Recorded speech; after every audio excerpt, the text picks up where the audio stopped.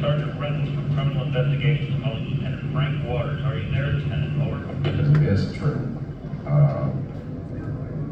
Truth is more stranger than fiction, as they say. And this is a good, solid script. And I like the boys. The boys are good. Of course, it's their picture, and I'm just going to support them. But I like it. To really relate to Travis and Mike, you guys, you and DD had to learn how to be loggers, and yeah, we were with the chainsaws out there logging, and I actually took out a bunch of crew guys. I was supposed to aim it at the camera this way, and the lights and everything were here, crew guys were here. This is a huge tree, and I had it going, and I thought I hit it aimed the right way. Next thing I know, it's going towards all these guys, and they're all running, and they're screaming out.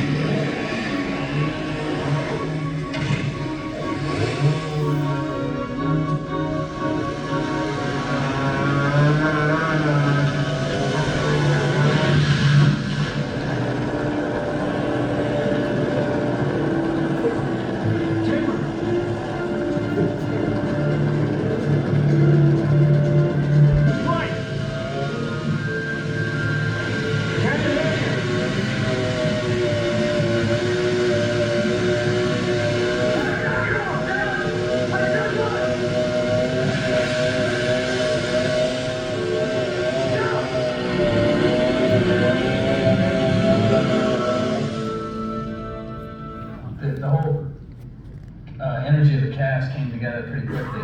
First or second day we were in the room together. You could sort of look around, oh, there's Craig Sheffer, yeah, he's Dallas, and Robert Patrick was already well into his thing. It fell together very nicely. Hey, bud. We said we do a little fishing when the contract's over. This contract's over, huh? Come on, that's what we need, one of our camping trips. Some hunting, fishing, chasing bears. Oh yeah, I remember. You ran that bear up that tree. Just trying to make friends. How come you can't make friends with Dallas? He's just jealous I can do something he can't. Oh yeah, what's that? Reading, right? Oh, I just played Sheriff, who was a real character, Sheriff Waters, and he doesn't believe a word they say. He just doesn't believe in UFOs, and also he's never had a case he didn't solve, and it really gets to him because he's going to have one he can't solve, and it really bothers him. He doesn't believe a word about any UFOs. You expect me to believe that a flying saucer came down and took your friend away to outer space? That's the truth, mister. That's exactly what happened. Is it? Is it? And you know that, Blake. Why the heck aren't you speaking up for us? Why let this man talk to us like this? It seems like you're not even trying to believe us.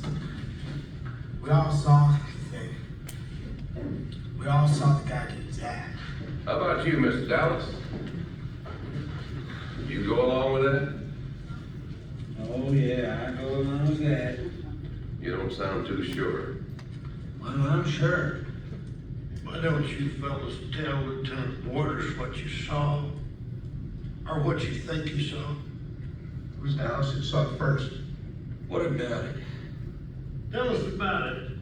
What'd you see? What did it look like? It looked like a fire.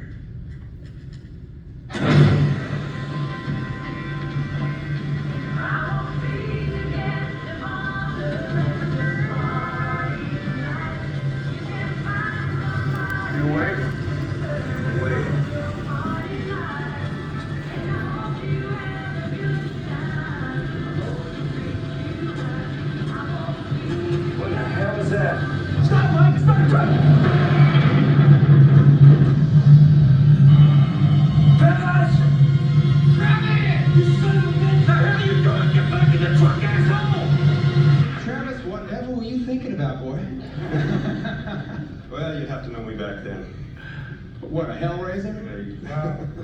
I can explain what he did. About three months before this happened, we had another little experience. He jumped out of the truck to chase a bear that ran across the road. And if you can explain that. explain this. I'm not like that anymore. It's just, you know, it's just take it back in the truck, and then was just kind of egging me on. I was scared too, but.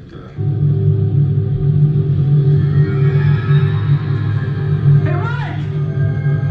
Travis, get out of there! Get out of there! You feel that? Travis! Guys! Get the hell out of here! Get back in there! Travis! What the hell is that?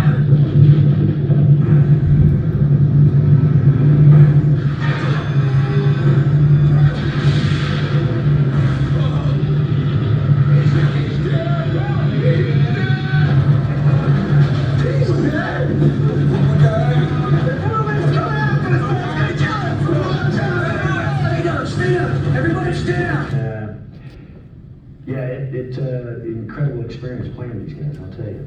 Some of these loggers came back.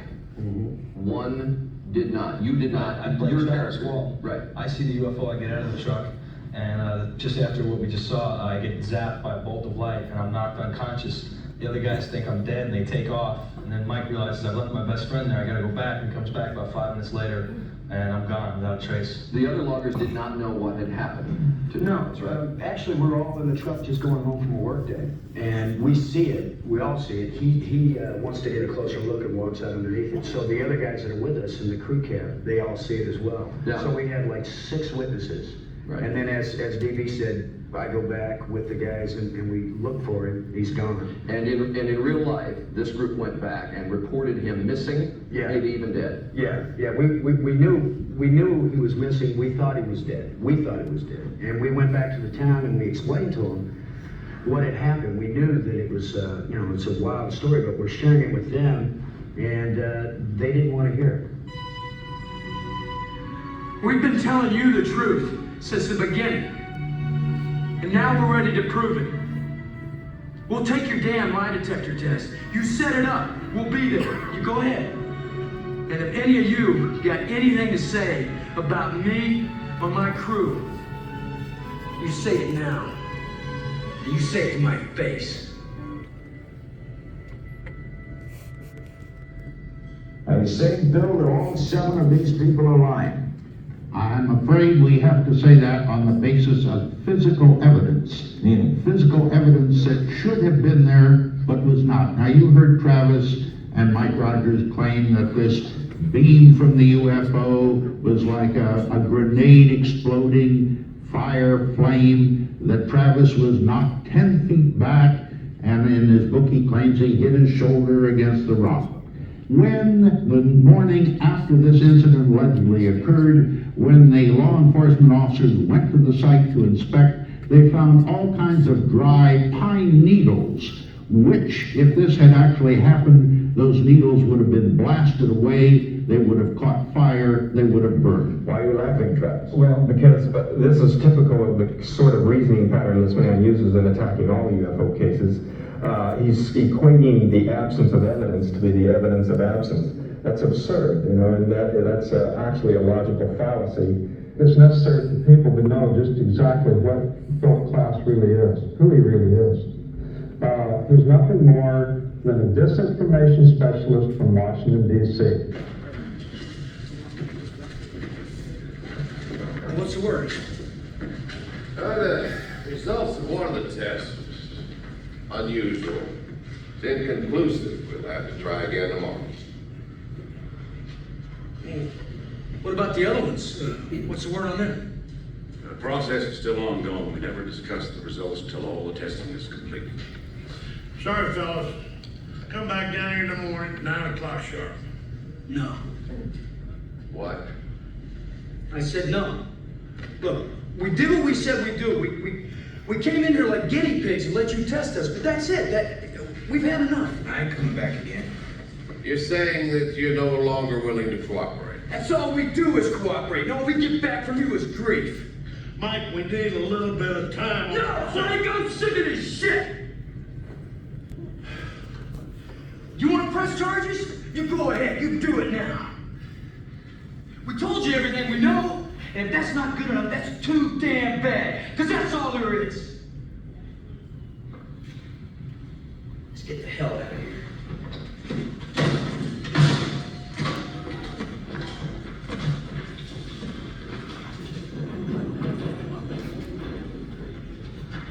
What are you saying, son? Hell, Blake, my charts don't lie. You ask me, those boys are telling the truth. I think we can be rather certain that this incident occurred, that they're not lying.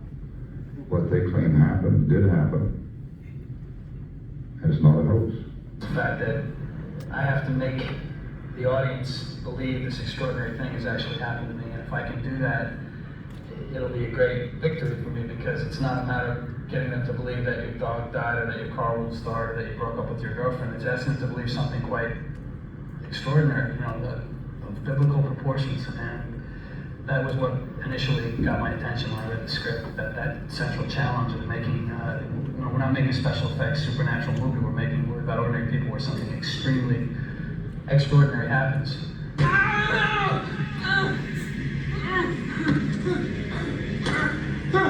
Robert, what about you? Are you a UFO believer, generally? Well, if I can believe I'm a Terminator, I think I can do this. I've had the theory, I think that Carl Sagan said it best, that we have to at least, we can't be that arrogant not to consider that there could be something else out there. So I came into it like that. And then after I met Mike and Travis and talked to them at length about what they had experienced, I totally believe their story. You do? Totally. So you believe that there are creatures out there who are far advanced technologically over us and even come and visit time to time? I believe that these guys went through a very traumatic experience. I believe what they've told me. And as I said, going into the movie, I've always had the idea that it is a small universe. And we're a tiny speck. So we have to at least be open-minded enough to consider the probability.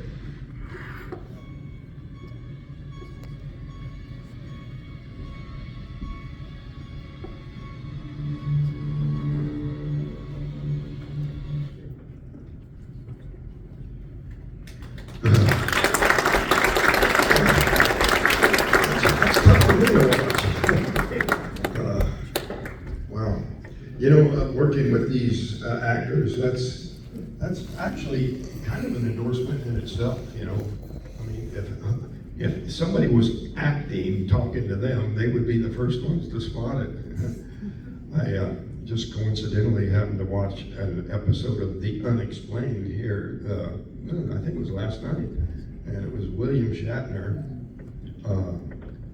being the talking, and the first time I was on a show called The Unexplained, I don't know if it's the continuation of the same thing, but it was with a host was Leonard Nimoy, who played Spock in Star Trek. So it's kind of a coincidence that Captain Kirk is taking that role on after all these years.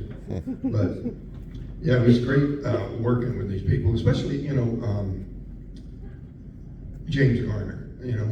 On the set, I was walking past his dressing room. He called me in there and he said, I'm supposed to be playing the part of this disbelieving sheriff, but I just want to let you know that I believe you, and I'm just playing a part here. And that's really cool, I felt great about that. He's only got one kid, a girl, Gigi is what they call her, and she contacted me after James Garner passed away and wanted to pass that message on to me, It was important enough that she wanted to reach out and say, he actually believed you, and sort of regretted playing the part of the skeptic. But you see the skeptic, screaming, on Larry King, just making a fool of himself. But the final word on that was that after Philip Glass, the great skeptic, passed away, we were able to obtain through the FOIA, Freedom of Information Act, the investigation of the FBI on Philip Glass. You see, he had been an editor of Aviation Week and Space Technology, and the FBI was investigating him for possibly sending or leaking secrets to our enemies. They had looked into him possibly buying radio transmitting equipment. Apparently they had, a lot of this file is blacked out. If you've ever got one of these files, there's lots of redacted stuff in there, but some really interesting stuff. Towards the end of the file, Tom did a great presentation. A lot of stuff connects his case with mine, and with Kathy's case also links up to mine in various ways. But where was I going with that?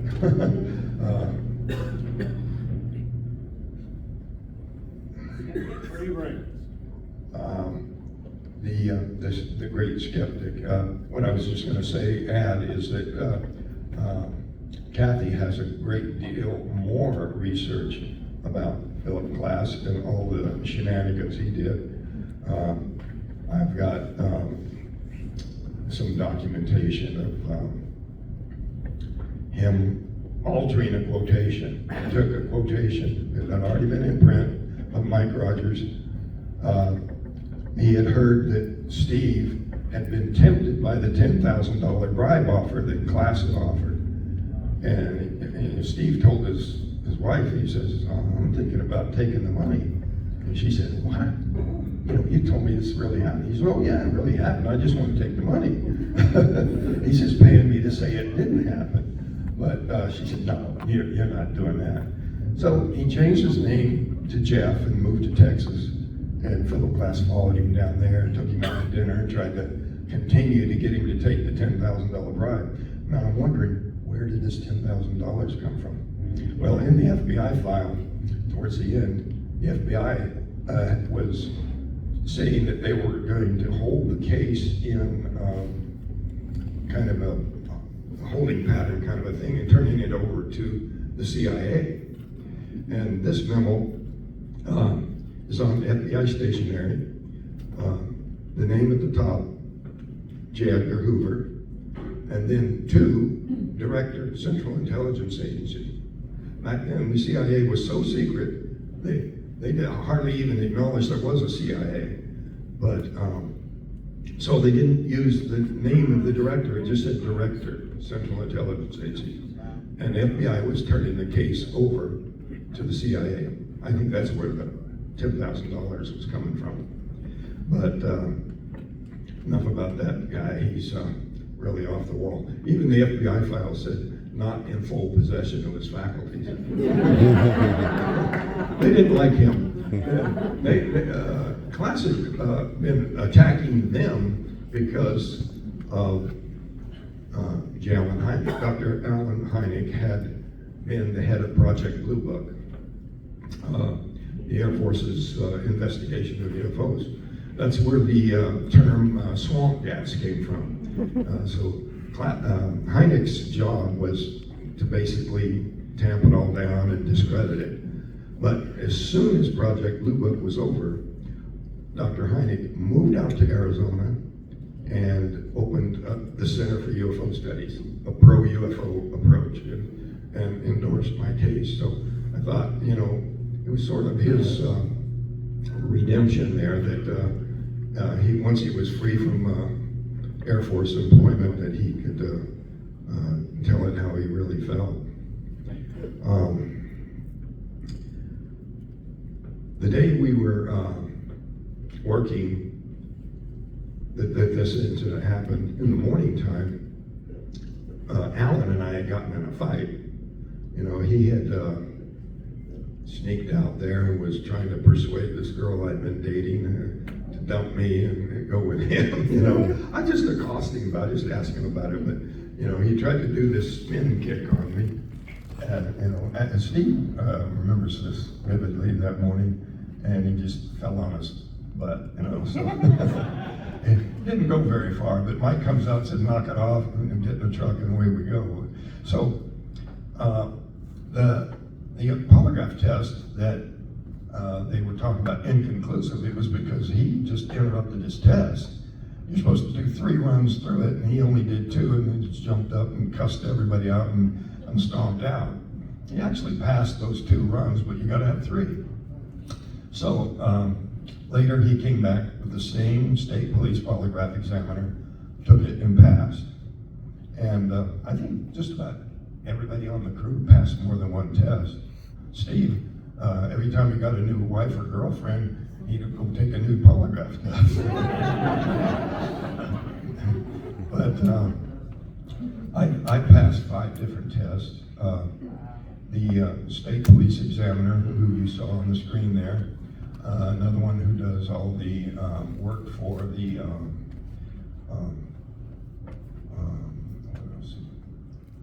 it's an official government agency. I'm not thinking of that too clear. And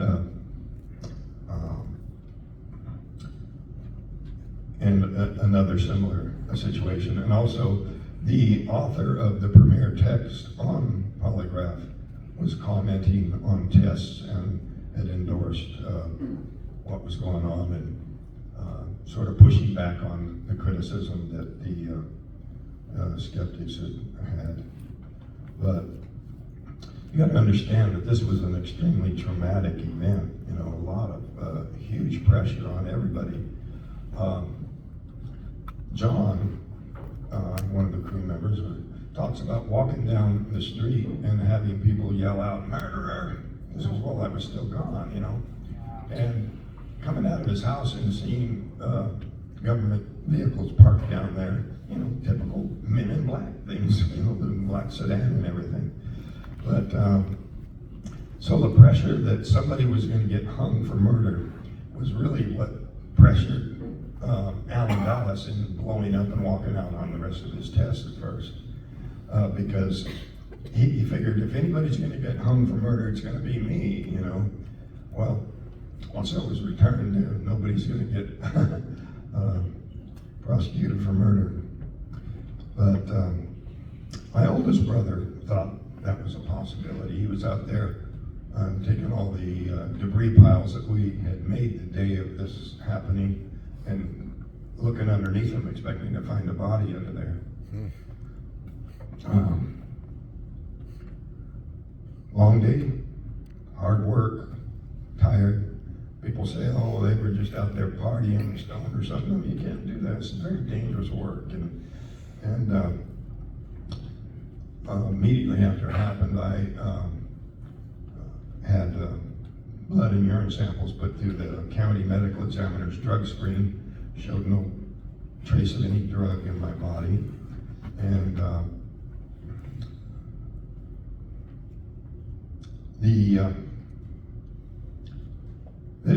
the whole idea that you would have a hallucination and 7 people would experience an identical hallucination is just ridiculous.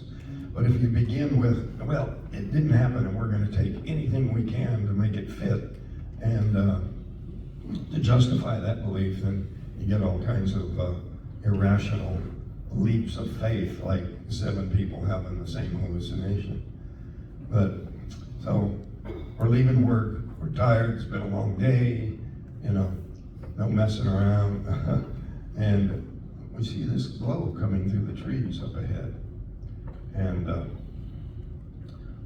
we thought maybe it's a forest fire. You know, this had happened before where you know, got a very high frequency of lightning strikes in the area, and a lightning hit a tree, it can catch on fire. When we'd actually experienced that before, stop and put the fire out. There's other times where the Forest Service would come to us and say, we need you real fast, and that would take us over there to fight forest fire because we, you know, had the equipment and ready to go and we're right there. So we had done that before. So that's why where the term fire in the sky came from, you know.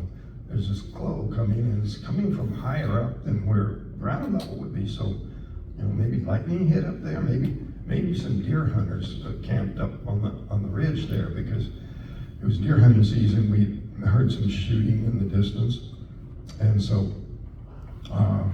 thinking, what the heck is that? You know, it didn't take very long before we got around this thick grove of trees. And bam, there it was. It was Alan who yelled out, "It's a flying saucer," or something like that, you know. And it was like everybody saw it all at once because we were saying, "What in the heck is that?" And as soon as I said, "Stop the truck," because I thought it was just going to take off in a flash. And it's kind of like the thing with the bear, you know. It was just a momentary thing that, you know, I figured it would be gone before I got very far. So as soon as I had run just halfway to it, you know, all the guys in the truck were swearing at me, just like in the movie, just like that. Get back in the truck, and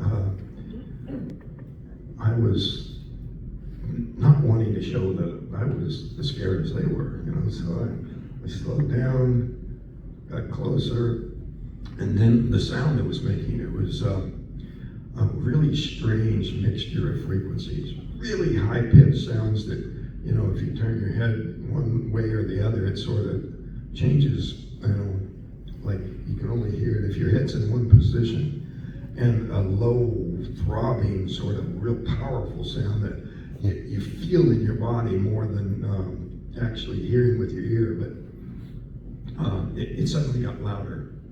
And, you know, as much as, you know, they were saying, get back in the truck, I just instinctively reacted by jumping down behind a log that was there. And then they were screaming and more intensely, you know, I can't use that kind of language here, but let's go, let's go. And so I didn't need to be told. I was figuring how to get from the safety of my cover there and then back in the truck. So I rose up to go, and at that moment, that brought my head the closest to this craft that it was previously. And so that's when this energy hit me. It was so powerful. It was stunning force. I instantly blacked out. You know, I didn't really actually see it, but they described it to me. They said it threw me back 15, 20 feet, you know, just, you know, John said my body felt like a sack of meat, like there wasn't a bone in my body. And Steve said something like, it got him, which, you know, when you got your deer, it means you shot it, you know. They figured out I was dead. And I don't blame them for taking off like that. People have said, oh man, some friends you got taking off and leaving you there. But, you know, Mike's responsibility was the safety of the crew. And so his priority was to prevent them from getting killed like they believed they'd seen me get killed. So they took off.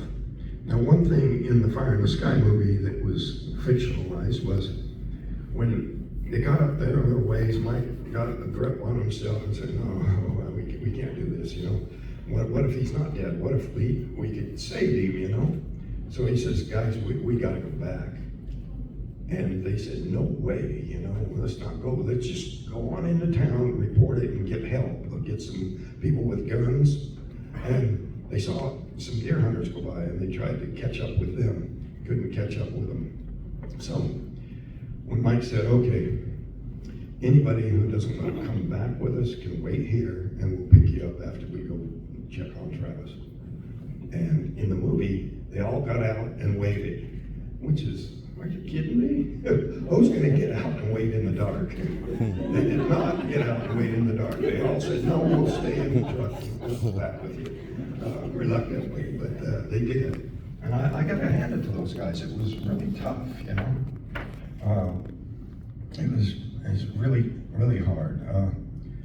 Steve was the youngest guy on the crew. He actually lied to get the job because, you know, he was big for his age. And when the rest of us were saying that he was one of the ones that was crying, he didn't like that at all. He'd say, no, I was never crying. You know, this came up later, you know, it made a big issue. He wants me to change the book referring to that. Hey, I wasn't there, you know.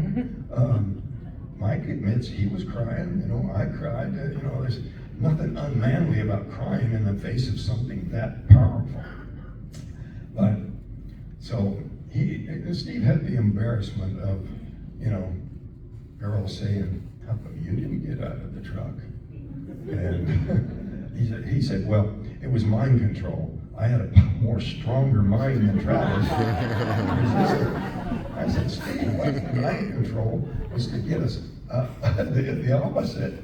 And it was working on you to stay in the truck, but it didn't work on me. But I was just kidding, you know. It was, I don't think there was any mind control involved at all. Although Steve's position now is the whole thing is governed by mind control. No aliens to fear, and so yeah, it looked just like we thought, but it was the government hypnotizing us or something. You know, whatever makes it floats his boat. I don't think he really believes that. I think it's just a more comforting position to take. I had contacted, I was looking for, you know, the various crew members to come with me, speaking on the road. And Kenny was the one who actually got out of the truck and made the phone call to the police. And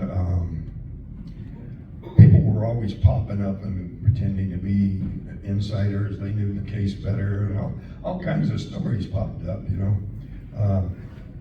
In the movie, the crew would go into this busy nightclub and make the call in there.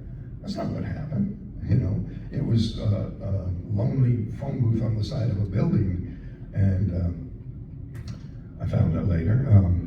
But Kenny made the call. So this was another person claiming, yeah, I was in that nightclub when they came in and made that call. Oh yeah, what was it? That was the Red Robin Diner. I said, well, the Red Robin Diner didn't exist at that time. He says, well, I said, what's the other one? There's the Red Onion is there. I said, that wasn't built until 10 years after the incident too. But you know, all kinds of stories where people try to connect to the incident, not necessarily tearing it down, just wanted to be a part of it and say that they were involved in some way. One guy was saying, yeah, I worked with Travis on the log landing, and every day he'd come in, take his hard hat off, and put a new layer of tinfoil inside. He said, he was serious. This is happening. I never worked on any log landing with that guy. You know? But he would believe all kinds of stories. So you got to be careful about people who have inside information like that. But in Kenny's case, he was still sitting in the front next to where I had been. And when I got out, I left the door open. And he since developed skin cancer on his right forearm. So he's kind of a fair-skinned guy. It could be a coincidence, but you know, he probably had the least protection of anybody. Investigators came and they detected radiation in the area and strong magnetic readings. But in Kenny's case, he actually refused to have his character represented in the movie. He thought it was sacrilege, you know, that it was something that it was sort of a very religious experience for him. And he explained it to me in that way. A lot of symbolism about fire in the sky, all those sorts of things. I found out that he had actually been returning to the site and camping out overnight. I told Kenny, I said, man, you do not want this to happen to you. But I don't know whether he still does that or not, but he just definitely was not represented in the movie. Everybody had their own coping mechanism. I think John probably, you know, the one that saw the men in black, there was outside his house. He's probably handled it as good as anybody. I think Mike did the best job of all. He took the skeptic on full on. And it was really strange. You know, that Larry King episode that you saw, he never spoke to me, Bill Class. I never spoke to him. I was just replying to, they had him piped in from somewhere else. They didn't dare put him in the same studio with us. But he had never attempted to contact me at all in any way.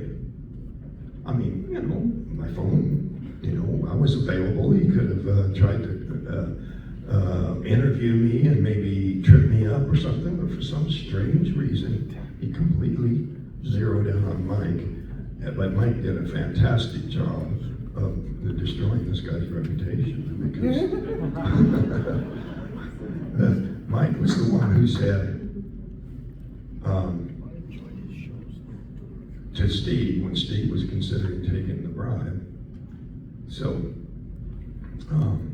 if you would do that, even though you know it really happened and would do it just for the money, then you'll spend the money alone and be bruised. So Class, very dirty trick, took the middle out of the sentence. He took out, even though you know it really happened and would do it for the money. And it was just, well, if you would do that, in other words, he's basically admitting that he offered $10,000 bribe. If you would do that, then you'll be bruised and spend the money alone. So that was the kind of dirty tricks this guy was constantly using, just digging up dirt on people and altering quotations and everything. Long history, but the FBI certainly viewed him negatively.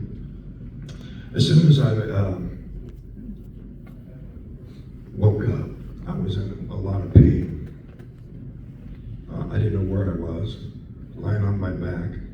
There was a light above me, and I felt wounded. I felt mortally wounded. I felt like I was dying, and I felt like I was suffocating. So there's a scene in the movie where D.B. Sweeney, the actor, got a membrane over his face, and he's struggling to breathe through it, struggling to yell through it. And even though there was no membrane over my face, that to me is a solution to how do you show the feeling of suffocation and how that adds to panic. And so, that was a legitimate, I think, story device to explain how the feeling of suffocation added to the incredible hysteria that I was experiencing. But I came to real slowly. I was in and out for a while. I didn't know where I was. I just hurting. I assumed I was in a hospital.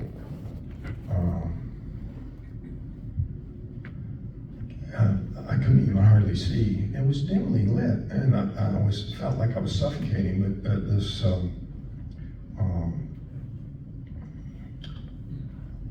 atmosphere was humid, and I could see these three forms standing around me, and I couldn't focus. My eyes everything was blurry, and I thought I was in a hospital. I thought these are the doctors, maybe wearing surgical caps and masks, and just the eye area exposed. But then I could finally focus, and I saw these creatures standing there. I just totally freaked out. I felt so weak, I could hardly move, and that added to the panic. I'm trying to lift my arm and push them away, and it was just like I could hardly move. And when I hit him, it was more like, or Ed, it was more of a push than a hit, but it fell back a lot easier than I expected. And I rolled off of the table. This instrument they had on top of me fell off, but I was focused on them. That to me was the central threat at that point. And they sort of moved toward me, but extended their hands like this, and I was screaming, and I backed up and just grabbed for something off of this shelf behind me, and started swinging it through the air and screaming. They just turned simultaneously and went out the door. And there was only one door, and I was, going to fight my way past them because, otherwise I would have just ran away, but they were between me and the door. So I left my weapon down. I don't know why I did it. I should have kept it with me, right? But I went looking for a way out. I thought, I'll just open a door and jump out. So probably totally bad judgment in that situation. No telling if you could even open a door in the place where it was. Was it near the ground or even in the atmosphere? But that was my intention at that point, is to escape. I went into an area of the craft that I pieced together the layout later, so I didn't know really where I was in regards to where the outside door was or any of that kind of stuff. Very foggy, unclear thinking. But it was a round room, and I could see a chair in the middle of it, and nothing else in there. So I moved towards it. I could see what looked like might be controls, a very smooth sort of surface, but colored dots. And there was a lever there. It was really small, but when I moved the lever, this star pattern, you see, when I was far back from it, I could just see the chair. When I came close to it, the room darkened, and I could see points of light. So I don't know whether this was some kind of a viewing position or something inside this craft, or if it was designed to where it was transparent from one single direction, or maybe a projection of stars. I don't know why they would need such a thing. You'd think it would be more digital than that, or something along that line. But the door that I came through momentarily darkened, and I turned to see this man standing there. Looked to be a human being. He was wearing a helmet on his head, a transparent helmet. But I assumed this was some kind of a rescue from some like Air Force or something like that. And I ran up to him and started, screaming all these questions and to tell him about these creatures that were in here, warning him about them. I don't know whether he knew about them or not, or what that circumstance was. What was this guy? Was he really there to rescue me, pull me out of there? Was it an illusion? Was it something they created because I wouldn't cooperate with them? I'm thinking in hindsight that perhaps my injuries were pretty grave, and that it was important to get me to cooperate, and they couldn't use the mind control thing because I was injured, all this powerful blast of energy to my head, so they couldn't reassure me, communicate, or even control me. So the best option was something that looked human, that I could trust. So I assumed right off that he was there to save me. I wasn't too disturbed that he wasn't replying because he had the helmet on his head, maybe can't hear with that on or talk with it on. So when he's leading me out of there, we go through a sort of an airlock thing, and wow, it's so much brighter outside. But I was really unsteady, weak. So descending this steep ramp to get out of there, I had to pay attention to and sort of be careful in how I was descending.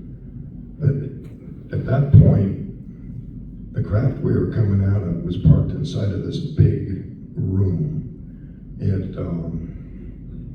It was like the inside of a giant airplane hangar. Alternating panels that were glowing, kind of like natural sunlight shining on them, but they weren't transparent where I could see outside. And there were some other disc-shaped things in there, shiny, chrome-like. And he was taking me out of that room down this hallway to a place where there were some other people dressed like him. So that was my main focus, is where are you taking me? And then the people who were dressed like him, except for the helmet, were not answering my questions. So I started to resist. Wait, I'm not cooperating until you tell me what's going on here. But I was really weakened, and there was 3 of them, and they held me down on this table and put a mask over my face. And very quickly, I lost consciousness, probably from what was in the mask, although I was on the verge of passing out anyway.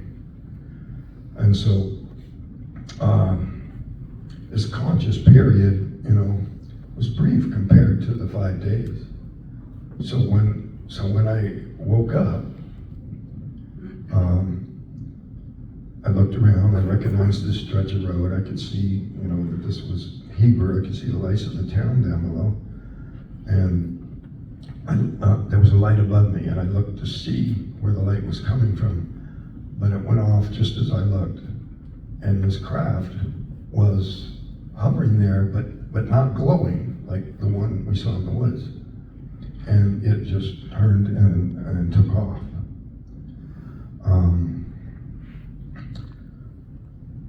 I discovered much later that the proximity of the craft in the woods had created this altered growth pattern.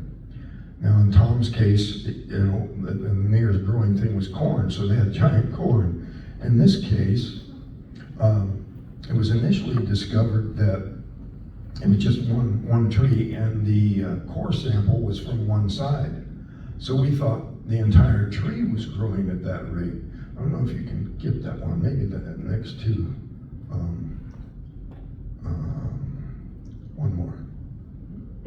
With the ruler. Oh, really? Okay. Well, anyway, so, Mike discovered this. He didn't say a word to me, I thought, come on, but he wanted to check it out first. So we went out there, didn't say anything to anybody. He cut this pie-shaped section out of this tree, and you could see that at the time the incident happened, not these, that one with the room. That one. So, it was 85 years old at the time. You get 1 growth ring per year, no matter what. And then, in the time since it happened, when the core sample was taken, it was only 15 years. And it had doubled the diameter of this tree. So at the time, we thought that all the trees were growing that way. It was only later that we found these other cross-sectional things. There had been a forest fire come through, killed the trees, and we could see in cross-section that this thickened growth ring effect was on the side of the tree towards where the craft had been. You just go around the clearing and it's pointing at where the craft had been. So, people have these theories, well, maybe it was just something like, which direction the sun comes up or something. No, why wouldn't that affect the other 85 years? So it was just that situation that led to this thickened growth ring. Now, Ben Hansen, I don't know if you know who he is. It's a former FBI agent who's done a lot of research in the UFO field, but he did some online research and found a scientific paper written about the Scots pine trees in the vicinity of the Chernobyl nuclear accident. And the pine trees there had this accelerated growth. In Tom's case and in this one, and in the Chernobyl thing, it's counterintuitive. You would think radiation kills things. Why don't they just, wither and die? Why are they having accelerated growth? But the paper that Ben Hansen found was very technical, biochemical, agricultural stuff, but it was explaining the thickness of these Scots pine species of trees at Chernobyl. So that was an interesting side effect that wasn't discovered until early 90s. And there's been a number of things that are more recent discoveries that we're continuing to investigate. A lot of follow-up to do. Like in Tom's case, you know, there were other witnesses. I mean, he had plenty of witnesses, but there were other people that need to be, you know, what if some of them took a picture or something, you know, might have some other things. And in my case, there was a fisherman at Black Canyon Lake that saw it too. And there was a couple that were deer hunting out there. And, you know, follow up with those kind of people and say, you know, if you could find somebody who had a photograph, but they, you know, voluntarily contacted the sheriff, not me, and reported what they had seen. And he had this stuff in his files. So after many years, researchers, you know, were able to get to the sheriff and talk to him about things, and one of the top deputies, that they were aware of these things, but due to the position in law enforcement, it was just very inconvenient to make that sort of thing public. But it was great that in these later videos that were made, interviews with the sheriff, he was able to finally, you know, admit that this had moved him in the position of believing that we had told the truth, even though he was, you know, a skeptical investigator, and even had, you know, some sightings of his own. I've encountered a number of law enforcement people in the area that were unable to talk, unable to speak out. You know, it's just not the kind of thing you can admit, but their job is to have their eyes open and pay attention to everything, and then they're out at night. You know, they're far more likely to see something than just people who are sitting inside their house watching television at night. So what are the odds, you know, just do the math. It's been an incredible experience, and there's so much to tell. I'm probably missing a lot of things, but if we open up the questions, we can probably touch on some of those areas to see what I'm leaving out. Lance, do you have the other microphone? Just so we can get it. Yeah, what was your question? I'm curious, the men with the helmets that looked humanoid. Yeah. Do you suspect that the human military, you know, our military or whatever, is working with the aliens? Could they? Do I suspect that the human-looking person was an agent of Air Force or something, as I initially assumed? And that's possible. But it's also possible with an extremely advanced technology that they could simulate something, maybe create something that looked human enough just to get me under anesthesia again, to complete the repairs, the medical attention that, you know, I was probably going to die if they couldn't convince me to cooperate. You know, high technology, they could create something, an illusion or an android or something, or maybe even a species that look like humans that are visiting the Earth that might be willing to assist in getting me out of there and back under anesthesia. Any other questions on this side right now? How accurate was the depiction of the alien in the movie? The depiction of the alien in the movie was not accurate. They didn't resort to me. I think they went to their storage locker and dug up some more. that part of where the craft was so fictionalized, it was very disappointing. When I got a copy of the script, the part of where the craft was not in there. And I think they knew I was going to be upset about that. But we're working on a remake, and we're going to stick to the real story.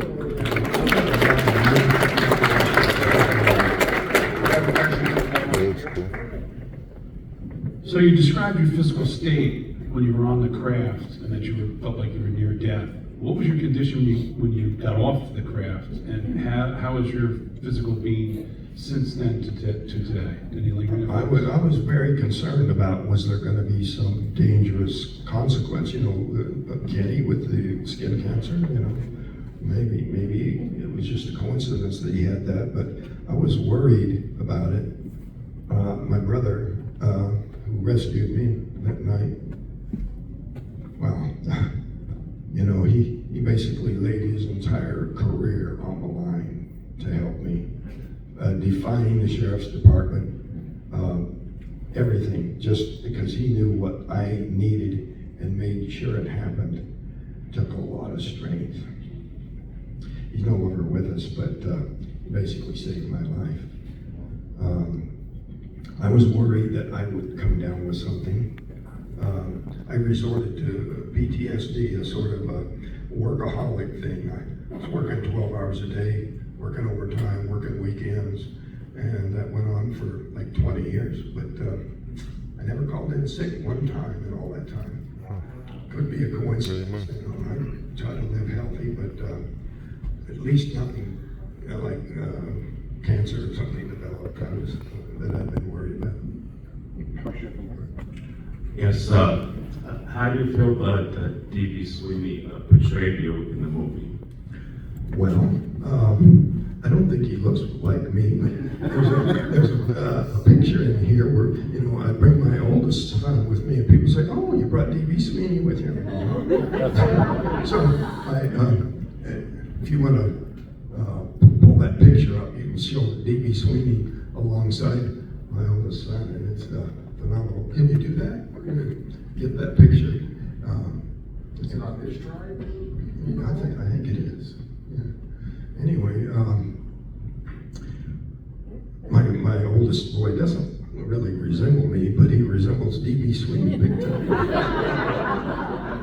Okay, which one's my son? Same pale blue eyes.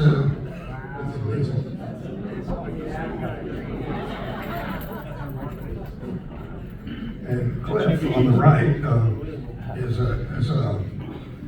black belt in Taekwondo, and very good. You know, he won every international match except the one in Vegas that I couldn't attend. I was at one of these things. Hi.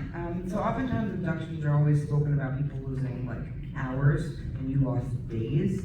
Do you have any theories of why that was, or have you even heard of other theories of why that was? My theory is that it took that long for me to heal. And so I went through a whole battery of medical tests immediately. When Muhammad Ali developed his neurological problems, he went to the same people that they took me to. I underwent tests under an assumed name, which was a very good thing. Dr. Kendall put me in there and gave a different name. So the technician was not biased by knowing, well, you know, the media was just screaming all around, you know. And all he knew was, you know, let's check this guy out and see what's wrong. And there was a very interesting readout there. I still have that report. I'll try to remember what it said. Just a little peculiarity.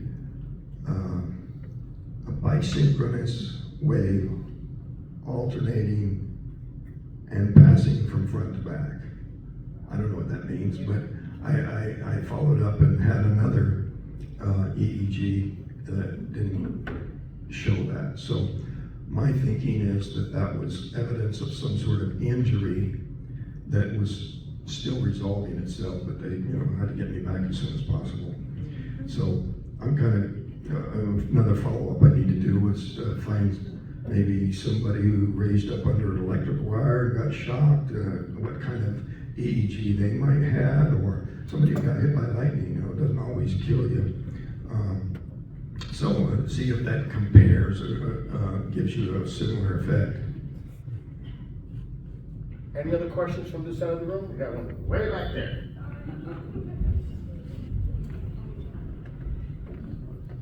Hi, I kind of a two-parter. Do you think that it was an accident that you got hit by that energy burst? and as a result took your arm to heal you? And have you had any other close encounters since? Yes, I think it was an accident, and I think that left them kind of with an option at least. We could leave him laying here, and then they're gonna report it, and well, how's that gonna hit the news? Or if they took me and I disappeared completely, that's not gonna, I think really, I've had, 40-some years to think about it, that they were just trying to save my life and get me back as soon as possible to the town there's where it happened, where I could get help. And I don't think it was an attack. It would be, what was assumed at first is that this logger running towards them was some kind of a threat that they would fire. I don't think so. That doesn't make sense. There could be some kind of an accidental discharge that happened. That area has the second highest frequency of lightning strikes of any place in the continental United States. The highest is in Florida over the Everglades. But the high frequency of lightning strikes might mean that maybe their craft got struck and it was a secondary discharge. And it also leads me to think, what were they doing there? Certainly not, hey, let's see if we can grab some crazy logger. I think that maybe this lightning connection, I found out that when lightning strikes the earth, it forms crystals that aren't normally formed geologically. It's called fulgurite. And maybe they were looking for that. It's just speculation, but okay, let me, my daughter is a neurologist, pediatric neurologist, and a neuroscientist. And it just so happens I know what bisynchronous wave front to back means. They were testing you to see if you had a grand mal seizure in your temporal lobe and had a hallucination, and it wasn't large enough for them to conclude that. Well, then they were wishful thinking. It was not a hallucination.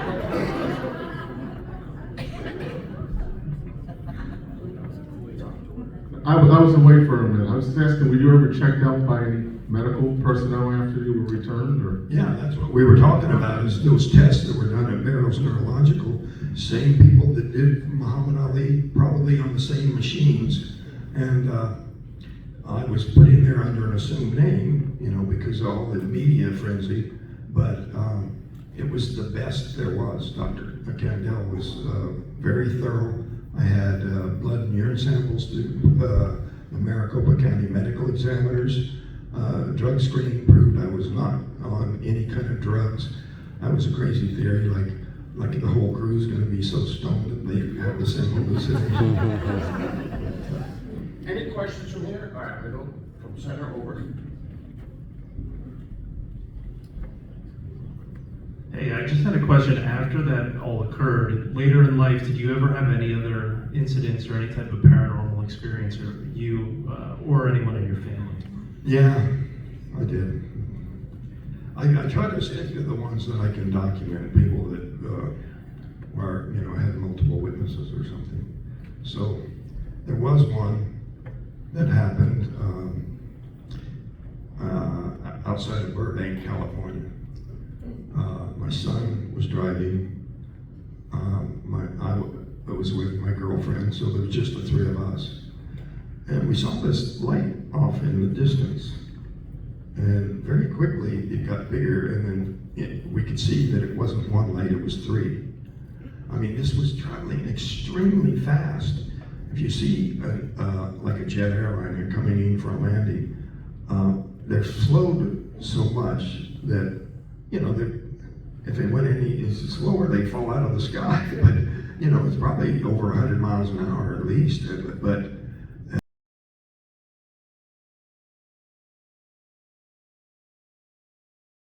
a giant black triangle, just like the Phoenix Lights.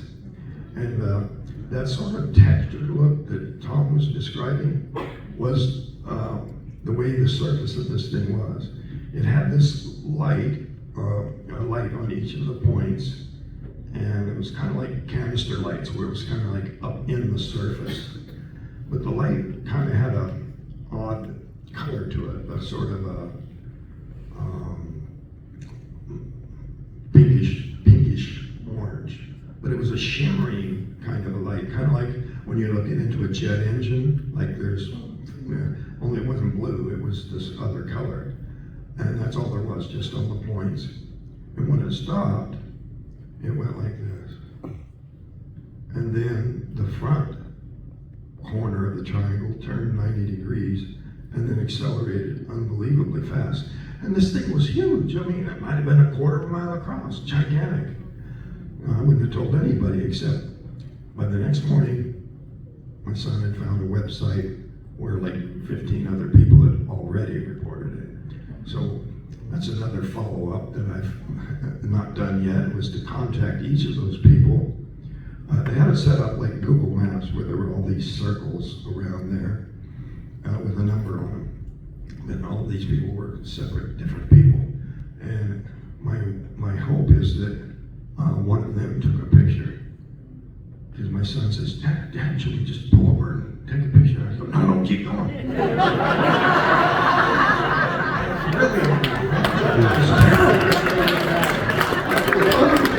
I was way older than this was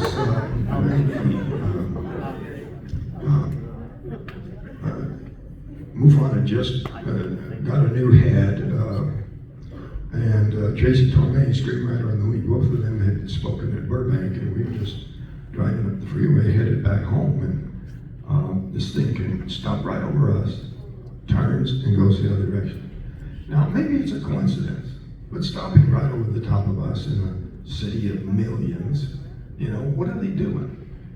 If these giant black triangles are some secret government thing, then they may have been intentionally trying to get me to report it as a definite alien thing, but I don't know. It's certainly far beyond anything that our military acknowledges. And these giant black triangles have been seen for decades, so it's not that new. But then on the other hand, it could be the alien saying hello. I believe I see another question here. There you go. Hi Travis, thank you so much for being here tonight.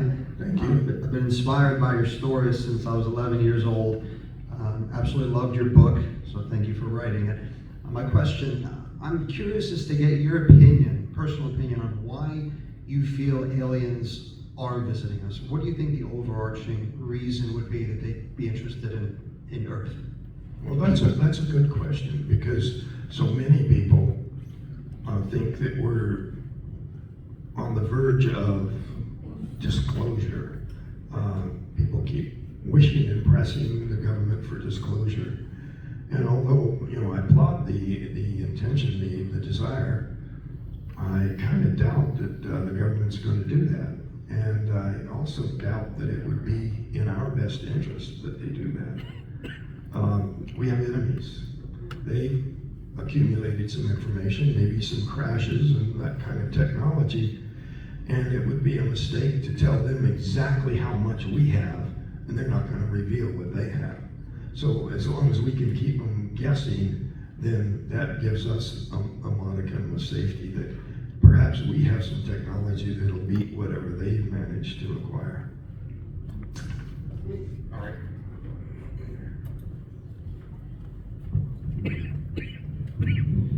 Thank you, Travis. I had a question. So, in your experience, in some other experiences, people they have special gifts given to them after the experience.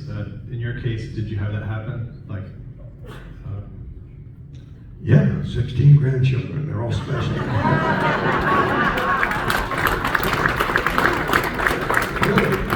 They really are amazing, like my oldest grandson, RJ, he entered the World International Rubik's Cube Championship, and he was a close finisher. He can actually take a randomized Rubik's Cube and solve it in under 7 seconds. Wow. You would not believe that anybody can move their hands that fast, let alone think in 3 dimensions. but he's got all kinds of amazing abilities. My wife taught him to read when he was like 2.5 years old. And he could read all kinds of stuff. He could just read, it's just amazing. And she, followed the, flashcards and all that kind of thing. And fast learner, just amazing. But all of them have just amazing talents. You wouldn't believe. My younger son, we were in an arcade up in Colorado. And there was this grip measuring machine. Dave, a friend of mine, he's in Gracie Jiu-Jitsu thing, very fit.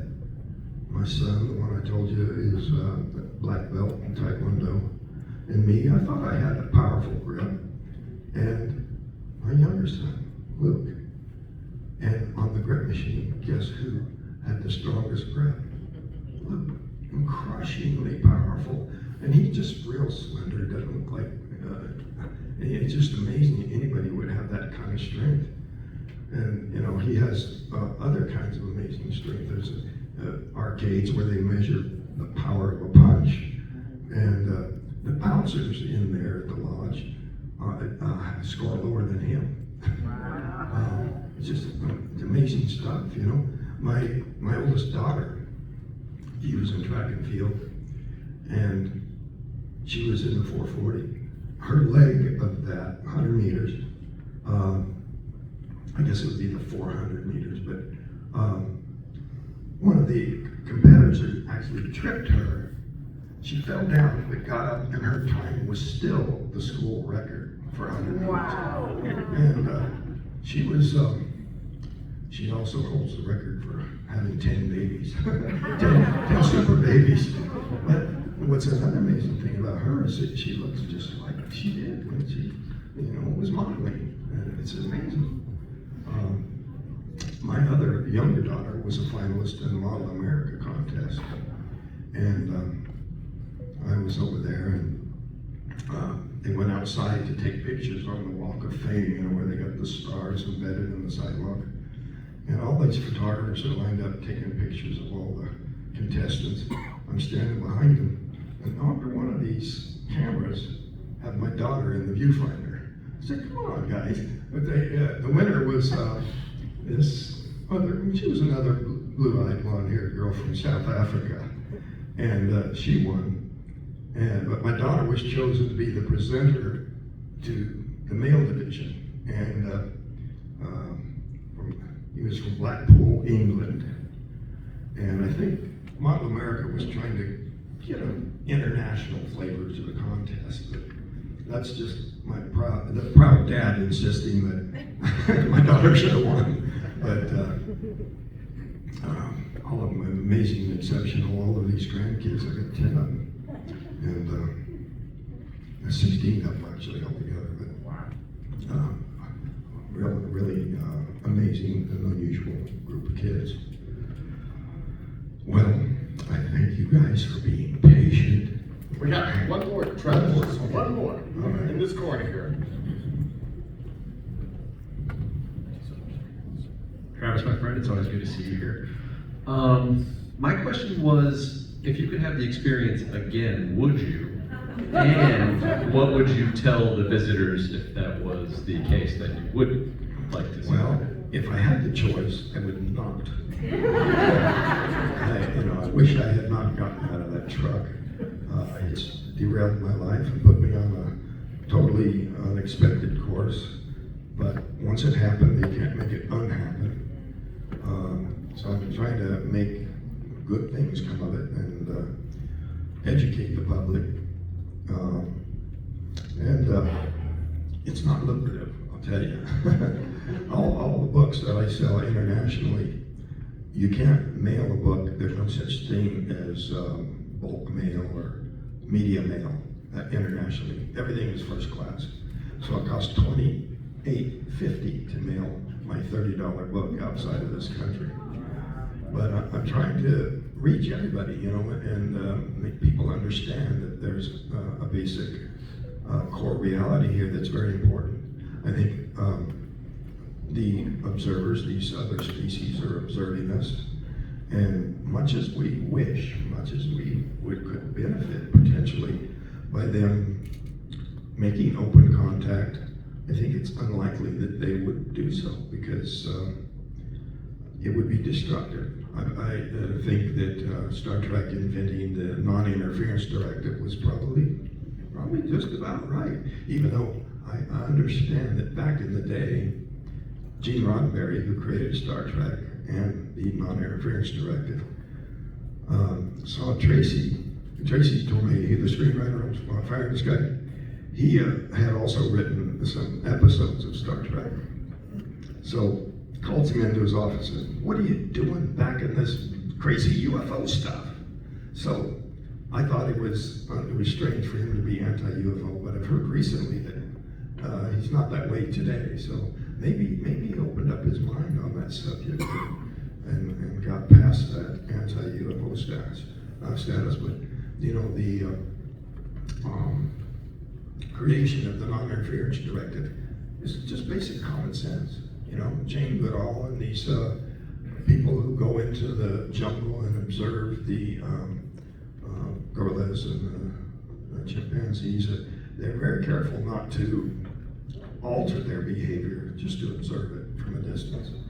And in the case of humans, we're just not ready. And so many people think we are, especially, you know, Enrico Fermi. He came up with the Fermi paradox, and it's nothing except a comment, but they act like it's some kind of law of science. The Fermi paradox is, well, if they're really here, where are they? Why aren't they coming and talking to us? Well, you know, humans really don't have a whole lot to be worthy of such a thing. At any one time, there's over 100 wars going on. Humans killing each other. What people consider to be entertainment on television is murder mystery. Somebody did this, and we're trying to solve the mystery. Who killed who? You know, come on, you know. So much of what humans are doing in terms of activity. I think Stan Friedman said, you know, what do they want to have anything to do with somebody whose principal hobby is intertribal warfare? And so I think we've got a ways to go to be worthy of such contact, but at the same time, it's, you know, consideration of us, of the harmful side effects.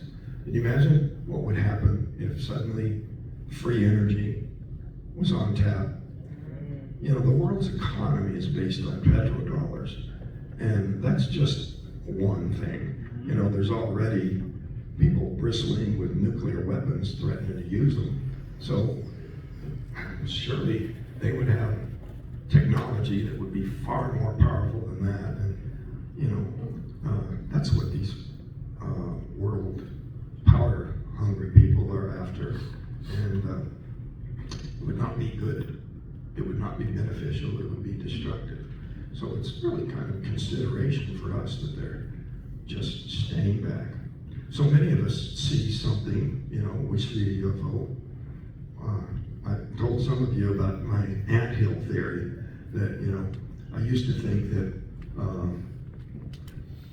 aliens making contact with humans would be a bit like walking past an anthill and saying, you know, I think I'll stop and have a conversation with that ant right there. that we were just basically, you know, something to observe.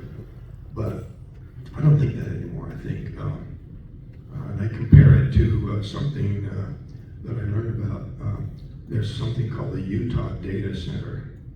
It's a gigantic computer complex. You can look it up online.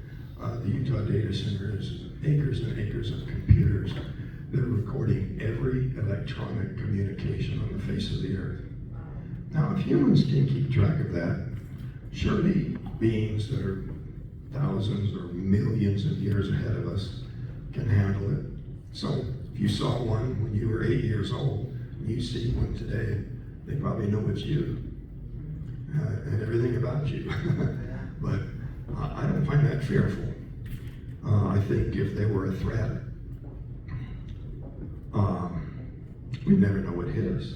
I mean, they've been around for decades, and it doesn't take forever. It won't be dogfights where our jets are fighting them in the sky. They could get rid of us, and we'd never know. As a matter of fact, I would venture to say that they could probably do everything they're doing here and remain completely undetected. I think the sightings that people have are occasional, measured, and intentional. That the purpose is to just make us aware that we're not alone in a way that isn't cataclysmic or something that's going to cause hysteria or anything like that. But the continual reminder, I think, is probably a good thing, just on the edge of provability. And with that kind of technology, you're capable of making that a very measured thing to where, yeah, we're certain of it, but we can't really prove it to the rest of the world, so it's kind of a creeping awareness that's coming through. It's even affecting the government now to where they're realizing that they better fess up and we'll call them UAPs and acknowledge that there's something there, but it's not us, and we don't know what it is. The former tactic of saying these are a bunch of loony people, they're all crazy, and they don't know what they're seeing, wasn't working because they weren't discrediting the witnesses, they were discrediting themselves. So in order to maintain some credibility, they're conceding in a very clever way. They release this late on a Friday. They act like it's the first time. They've done it twice, even though both times they act like breakthrough. They're admitting, and they show the Tic Tac jet camera, military camera on these beings. But it's late on a Friday, so that by the time the weekend is over and Monday comes back, they're on a new news cycle. So it's out there, but not so much that reporters demand the details. So I appreciate you all coming, your patience. Everyone, I also want to thank again Kathleen Martin and Tom Reed and Bill White. I'm in wonderful company. These are two of the most outstanding people in this field. Can't say enough good about them, but I'm out of time. On behalf of the Pine Bush Museum, Pine Bush Tyler Corporate, I'd like to thank all of you and have a great rest of your weekend.